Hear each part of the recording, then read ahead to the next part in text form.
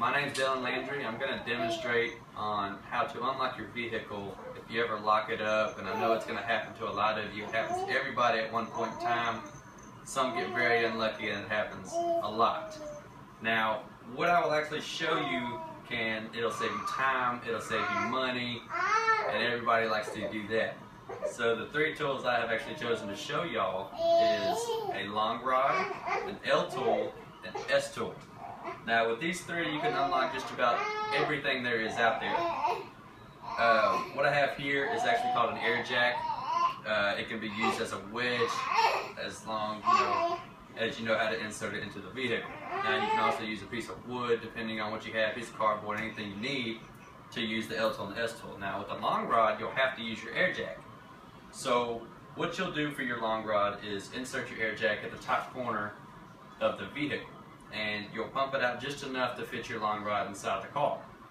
Now once you get it inside of that car with your long rod, you'll manipulate the rod to reach the lock. Now most locks with the long rod are positioned at the front of the door. So what you'll do once you reach the lock with your long rod is you'll either pull back on the lock or you'll push it forward. Now the much easier locks to do with the long rod are to pull back, obviously. Now with the ones that you have to pull forward, you'll have to put pressure on the back of the rod, push it down, and then push it forward. Now the only exception where it's going to get difficult is if you have electrical locks on your vehicle. The electrical locks are actually a theft system they included in the newer vehicles, and some of the older ones actually came with it. But the electrical locks, what it'll do is as soon as you unlock that lock, it'll automatically lock back on you. So what you'll have to do is as soon as you unlock it, it's going to take patience, it's going to be hard to do at first, but once you get it, you'll get the feel for it. So you'll have to get a reaction time to, as soon as you unlock that door, you'll have to pull that handle to unlock the door itself. So doing that is going to take patience, but if you get it, like I said, it'll save you time, it'll save you money. Instead of having to call somebody out, they're going to be busy, anything could happen when that's going on. So what else I have here is an L tool. Now an L tool is used mainly on, for example, an older model Chevy.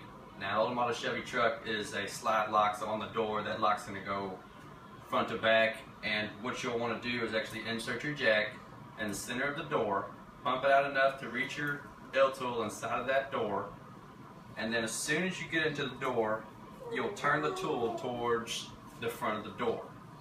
And while you're at the top of the door, go ahead and turn it in, and as soon as you do it, move the tool down enough to find your first rod.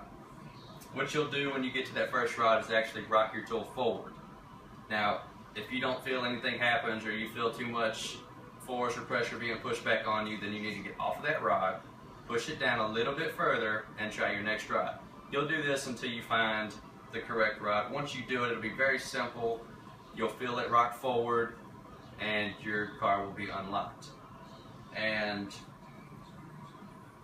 some new Chevys do have the sliding locks, but they actually are blocked by what they do is they added a bunch of metal plates inside these newer Chevy doors. So what you want to do is actually take your long rod again, bump that door up a little bit, get your long rod in there, and just pop that sliding lock. Now the long rod can be used for many different things instead of just that lock. You can use this thing to unlock anything from an L tool to an S tool, and it's actually one main tool that I like to use. Now as far as the S tool goes, which is here, it's just got one little loop at the end of it and it's got a hook on the very tip. This is used for most Fords that'll have a pop-up lock. It will, once you insert your wedge, you'll get your tool in there, and what you'll do is as soon as you get in there about 12 inches deep into the door, you'll turn your tool clockwise, and then you'll try to find the correct rod. Now these doors have many rods in there, so it's not every time that you'll nail the first rod every time.